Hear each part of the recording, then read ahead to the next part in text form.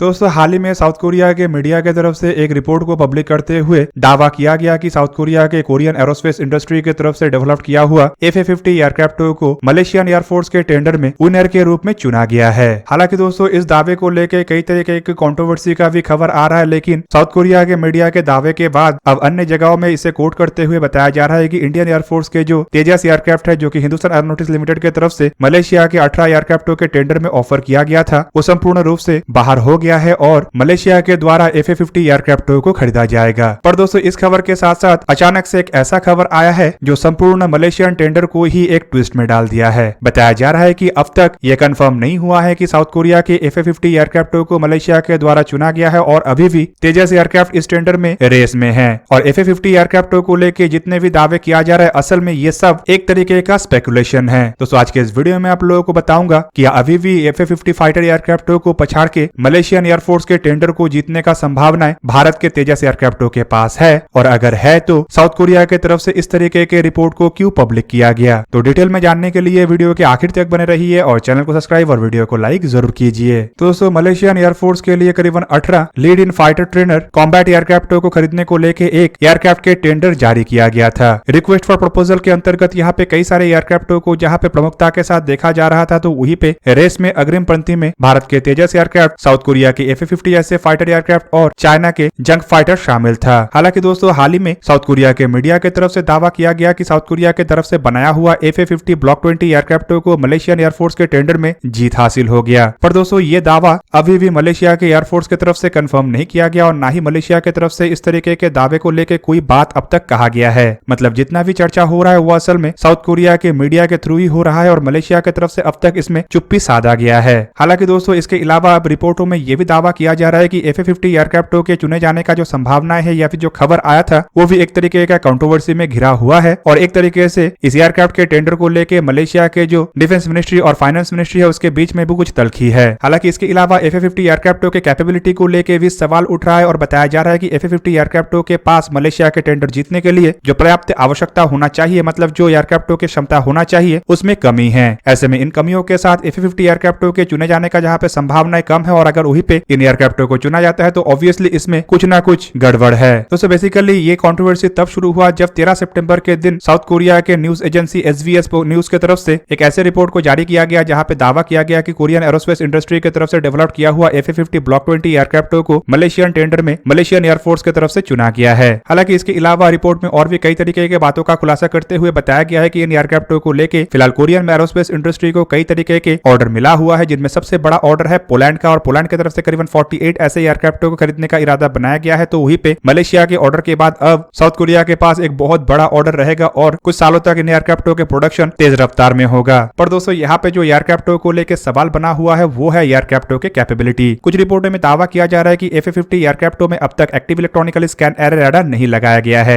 और ना ही एयरक्राफ्टों के पास एयर टू एयर मिसाइलों को फायर करने का उस तरीके का कैपेबिलिटी है। साउथ कोरियन एरोस्पेस इंडस्ट्री मतलब KAI की तरफ से एयरक्राफ्टों में अपने KF-21 एयरक्राफ्टों के लिए डेवलप किए जाने वाले active electronical scan error radar को लगाने का बात कहा गया है। हालांकि इसके अलावा एयरक्राफ्टों में beyond visual range air to air capability को भी जोड़ने का बात KAI की तरफ से किया गया है और बताया जा रहा है कि इसमें M120 AMRAAM जैसे मिसाइलों को लगाया जाएगा। पर दोस्तों यहाँ पे जो active electronical scan error radar और एयर टू एयर मिसाइलों की आवश्यकता है, ये मलेशियन एयरफोर्स के टेंडर में सबसे प्रमुख बात है। मतलब रिक्वेस्ट फॉर प्रपोजल के अंतर्गत ये कैपेबिलिटी एयरक्राफ्टों में होना आवश्यक है। ऐसे में दोस्तों अगर बिना इन कैपेबिलिटी के या बिना इन कैपेबिलिटी के टेस्ट के इन एयरक्राफ्टों को चुना जाता है तो वहीं पे ही सवाल बनता है कि किस बेस पे मलेशिया की तरफ से इन एयरक्राफ्टों को चुना गया होगा। हालांकि दोस्तों मलेशिया के अधिकारियों की तरफ से कभी भी ये कंफर्म नहीं किया गया है कि मलेशियन एयरफोर्स के टेंडर में FA-50 ने बाकी एयरक्राफ्टों को पछाड़ते हुए जीत हासिल किया है। जितने भी दावे हो रहा है ये बेसिकली साउथ कोरिया के न्यूज एजेंसी के रिपोर्ट के बाद कुछ मलेशियन न्यूज एजेंसी के द्वारा उस रिपोर्ट को कोट करते हुए किया जा रहा है। हालांकि दोस्तों ये कोई ऐसा पहला क्लेम नहीं है, बल्कि इससे पहले भी लगभग इसी तरीके का क्लेम सिंगापुर स्थित एक न्यूज आउटलेट की तरफ से किया गया था और उस दरमियान दावा किया गया था कि मलेशिया के अंदर जनरल इलेक्शन से पहले शायद इन एयरक्राफ्टों के टेंडर को लेकर काम ना हो, बल्कि जनरल इलेक्शन के बाद ही इन एयरक्राफ्टों के टेंडर को लेकर काम किया जाए। पर दोस्तों उसके बाद मलेशिया के अधिकारियों की तरफ से यह कंफर्म किया गया है कि जनरल इलेक्शन के साथ एयरक्राफ्टों के टेंडर का कोई रिलेशनशिप नहीं है और दोनों ही अलग अलग तरीके से होगा। मलेशिया के जनरल इलेक्शन को देखा जाए तो माना जा रहा है कि अगले साल के मध्य तक होगा, जबकि एयरक्राफ्टों के टेंडर को लेकर कुछ दिनों के अंदर संपूर्ण रिपोर्ट आ सकता है या मलेशियन एयरफोर्स की तरफ से इसे संपूर्ण रूप से कंफर्म किया जा सकता है। तो साउथ कोरियन एयरक्राफ्टों के चुने जाने के खबर को लेकर किए गए दावों दावों के बारे में जानने से पहले और इन दावों का पोल खोलने से पहले चलिए थोड़ा जानते हैं कि असल में मलेशियन एयरफोर्स के टेंडर का मकसद क्या है और किस तरीके का एयरक्राफ्ट मलेशिया इस टेंडर के अंतर्गत खरीदना चाहता है। मलेशिया की तरफ से बेसिकली 18 एयरक्राफ्टों को LIFT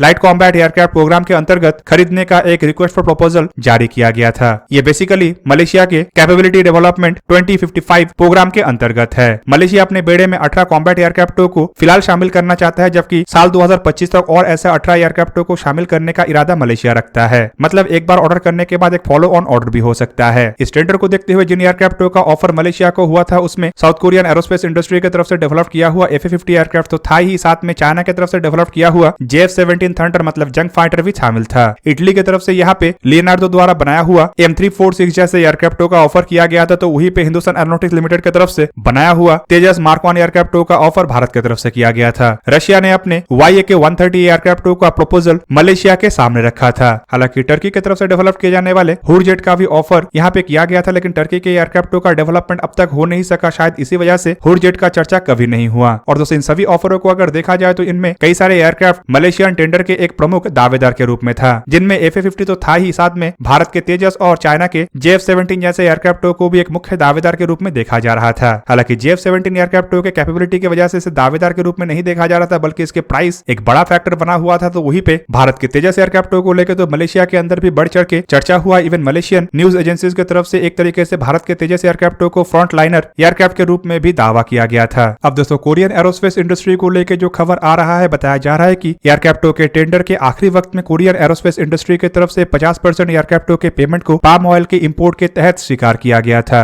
हालांकि इसके पीछे भी एक बहुत बड़ा कारण था, क्योंकि इस टेंडर में जो बाकी कॉम्पिटिटर था जैसे कि चाइना, भारत और रशिया, ये पहले से ही पेमेंट के रूप में पाम ऑयल के इस्तेमाल का बात का खुलासा किया गया था। ऊपर से अगर देखा जाए तो कई सारे वेस्टर्न देशों की तरफ से निर्माण किया हुआ एयरक्राफ्ट इस टेंडर में पाम ऑयल को पेमेंट के रूप में स्वीकार न करने के कारण ऑलरेडी बाहर हो चुका था। ऐसे में कोरियन एरोस्पेस इंडस्ट्री को लग रहा था कि पाम ऑयल एक बड़ा फैक्टर बन सकता है, और इसलिए मजबूरन 50% पेमेंट को पाम ऑयल के थ्रू लेने के लिए कोरियन एरोस्पेस इंडस्ट्री की तरफ से हामी भरा गया। हालांकि दोस्तों इसके अलावा एयरक्राफ्टों के एक पैरामीटर के मुताबिक एयरक्राफ्टों में 300 गैलन कन्फर्मल टैंक नहीं है, और इसे अब तक इन एयरक्राफ्टों में लगाया नहीं गया है। हालांकि इसके अलावा FA-50 एयरक्राफ्टों में अब तक एरियल रिफ्यूलिंग डिवाइसेस को भी नहीं लगाया गया है। हालांकि इन एयरक्राफ्टों के जो T-50A आधुनिक वेरिएंट है उसमें एरियल रिफ्यूलिंग फ्लाइंग बूम लगाने का काम किया गया है, लेकिन इसके पुराने वेरिएंट मतलब FA-50 जिसका ऑफर कोरियन एरोस्पेस इंडस्ट्री की तरफ से किया गया है, इसका अब तक कंप्लीट फ्लाइट टेस्ट नहीं हुआ है। एयरक्राफ्टों के एयरवर्दीनेस सर्टिफिकेट और पेटेंटिंग सर्टिफिकेट को भी अब तक कंप्लीट नहीं किया गया है। ऐसे में दोस्तों ये एक एयरक्राफ्टों के बड़ा खामी था। हालांकि इसके अलावा मैं पहले ही आप लोगों को बता चुका हूं कि इन एयरक्राफ्टों में active electronical scan array radar और beyond visual range air to air missile भी नहीं लगा है। हालांकि तेजस एयरक्राफ्टों को अगर देखा जाए तो इसमें इस तरीके का प्रॉब्लम नहीं है। एयरक्राफ्टों में air to air refuelling probe के साथ साथ active electronical scan array radar, beyond visual range air to air capability भी है। दोस्तों यहाँ पे आप लोगों को जान रखना चाहिए कि तेजस एयरक्राफ्टों में जो Israeli active electronical scan array radar लगाया गया है उसे लेके मलेशिया को ऑब्जेक्शन है, लेकिन भारत की तरफ से ऑलरेडी इन एयरक्राफ्टों के स्वदेशी active electronical scan array radar मतलब उत्तम रडार का डेवलपमेंट किया गया है, जो एक तरीके से इस ऑब्जेक्शन को काट सकता है। जबकि दूसरी तरफ अगर देखा जाए तो इस टेंडर में शामिल भारत के तेजस एयरक्राफ्ट ही एकमात्र ऐसा एयरक्राफ्ट है जो कई तरीके के हथियारों का इस्तेमाल कर सकता है, चाहे वो स्वदेशी भारतीय हथियार हो, इजरायली हथियार हो, फ्रेंच हथियार हो या फिर रशियन हथियार। एयरक्राफ्टों के द्वारा beyond visual range air to air मिसाइलों को भी फायर करते हुए इसके ट्रायल को भी कंप्लीट किया गया है। और दोस्तों यही एक कारण था जिस वजह से मलेशियन एयरफोर्स के टेंडर में तेजस एयरक्राफ्टों को एक फेवरेट एयरक्राफ्ट के रूप में देखा जा रहा था। जबकि इसके अलावा भारत को मलेशियन एयरफोर्स के टेंडर में और एक बड़ा बेनिफिट ये था कि हिंदुस्तान एरोनॉटिक्स लिमिटेड मलेशिया में ही एयरक्राफ्टों को फाइनल असेंबल करने के लिए तैयार था, जो कि कोरियन एरोस्पेस इंडस्ट्री की तरफ से नहीं किया जा रहा है। दूसरी तरफ अगर देखा जाए तो भारत की तरफ से मलेशियन एयरफोर्स के बेड़े में जो सुखोई 30 एयरक्राफ्ट है उसके भी सर्विस का ऑफर किया गया है, जो कोरियन एरोस्पेस इंडस्ट्री नहीं कर सकता, क्योंकि इंडिया के पास ऑलरेडी सुखोई 30 MKI के एक बहुत बड़ा बेड़ा है और भारत उससे मेंटेन अपने ही देश में कर रहा है। तो ऐसे में भारत को इस तरीके के एयरक्राफ्टों के मेंटेन में कोई मुश्किल नहीं आएगा। हालांकि दोस्तों इसके अलावा रिपोर्ट के मुताबिक भारत की तरफ से मलेशिया में हिंदुस्तान एरोनॉटिक्स लिमिटेड का एक ऑफिस भी खुला गया है। ऐसे में दोस्तों अगर एयरक्राफ्टों के सभी आवश्यकता तेजस एयरक्राफ्ट पूरा कर पा रहा था और फिर भी FA-50 जैसे एयरक्राफ्टों को चुना गया है, तो ऑब्वियसली इसमें कुछ ना कुछ गड़बड़ है। हालांकि ऐसे भी रिपोर्ट आया है कि कोरियन एरोस्पेस इंडस्ट्री की तरफ से एयरक्राफ्ट के टेंडर को हासिल करने के लिए भयंकर तरीके का लॉबिंग किया गया और लॉबिंग के साथ साथ कुछ किकबैक्स का भी खबर आ रहा है। जबकि दोस्तों इसके अलावा ये भी खबर है कि एयरक्राफ्टों के बजट के बाहर जाके डिफेंस मिनिस्ट्री की तरफ से इस तरीके के एयरक्राफ्टों को खरीदने का बात कहा गया है, जबकि मलेशियन एयरफोर्स के सामने अधिक कैपेबल और कम पैसे के एयरक्राफ्टों का भी ऑफर था। और दोस्तों इस वजह से एक तरीके से ये भी खबर आया कि मलेशिया के डिफेंस मिनिस्ट्री और फाइनेंस मिनिस्ट्री के बीच में एक तरीके का तलखी भी बना हुआ है। जबकि कुछ जगह में मतलब कुछ मलेशियन न्यूज एजेंसीज में इन बातों का खंडन भी किया जा रहा है। पर दोस्तों सबसे बड़ा बात यह है कि अब तक मलेशियन एयरफोर्स की तरफ से या फिर मलेशिया के किसी वरिष्ठ अधिकारी की तरफ से यह कंफर्म नहीं किया गया है कि F-50 एयरक्राफ्ट को मलेशियन एयरफोर्स के टेंडर में चुना गया, और जब तक इस बात का खुलासा नहीं होता है तब तक तेजस एयरक्राफ्ट को इस एयरक्राफ्ट के टेंडर में रेस में बना हुआ ही माना जाएगा।